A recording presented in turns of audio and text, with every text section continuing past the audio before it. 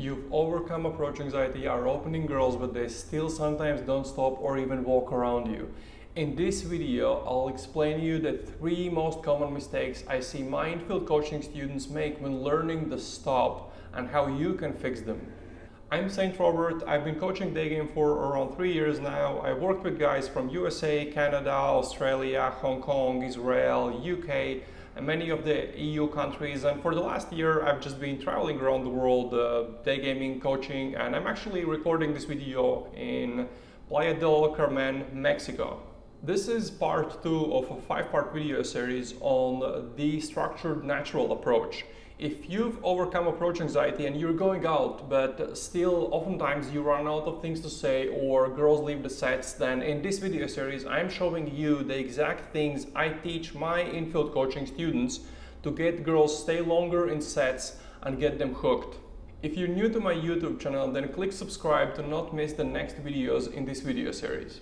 And tell me, what is your biggest sticking point when it comes to approaching women right now in the comments below this video. I'll read the comments and make more videos on the most common sticking points.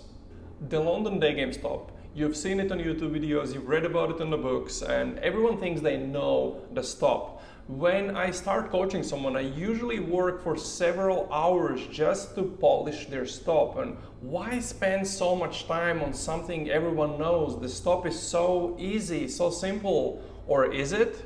A strong stop will not only stop a girl physically, but also help press pause on whatever is going on in her mind, and that way she's 100% focused on your open.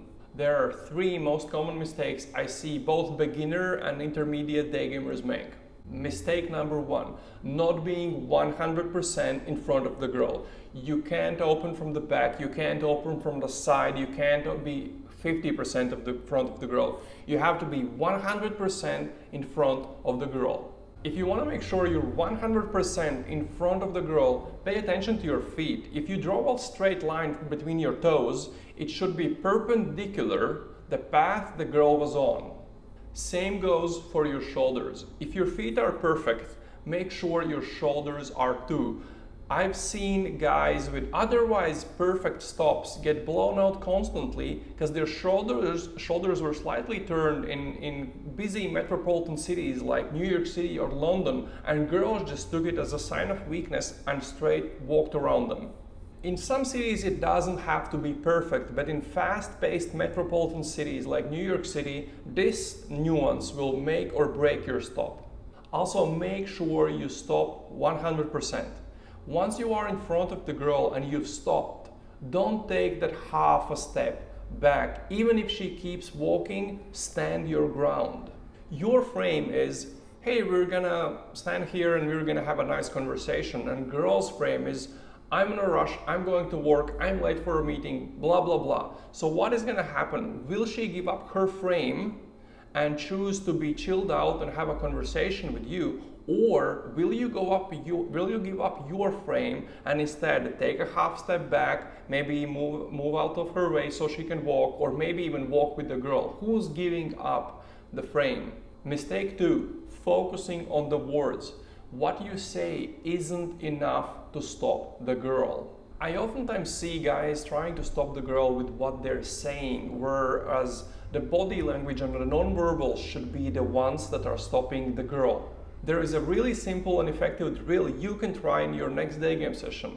Try to stop several girls with just using your body language, and only start talking when the girl has stopped. If a girl doesn't stop without words, even in busy cities like New York City or London, your stop needs more work. Once you try this for a few times and you see that it's possible to stop a girl without using any words, your stop will become different. Mistake number 3, speaking too fast. Hey, sorry, I know this is really random, but I just saw you and I thought you look very beautiful. I had to say hi. Or, hey, sorry, I know this is really random, but I just saw you and I thought you look really cute. I had to say hi. What I noticed about you was there is a big difference between the first and the second version. As weird as it sounds, many guys are really speaking as fast as in the first example and they don't even realize it.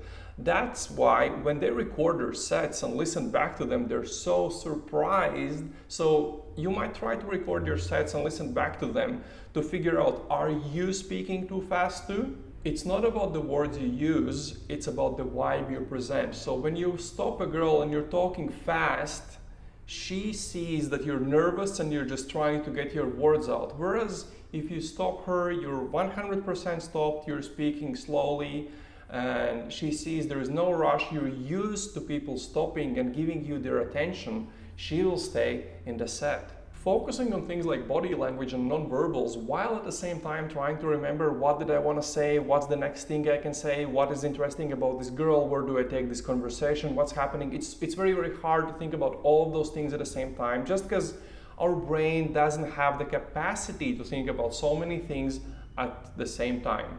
And that's why I've noticed that the most effective way to get guys to improve their game faster is actually to make them use the same pre-opener, the same opener, and the same copy-paste stack in every set until they start getting results from Daygame. So in the future videos, I'll talk about the exact things I teach my students to say when they stop the girl. In the next video, I'll talk about pre-openers and how you can use them to help a girl press pause, forget whatever is going on in her head, and focus all of her attention on you.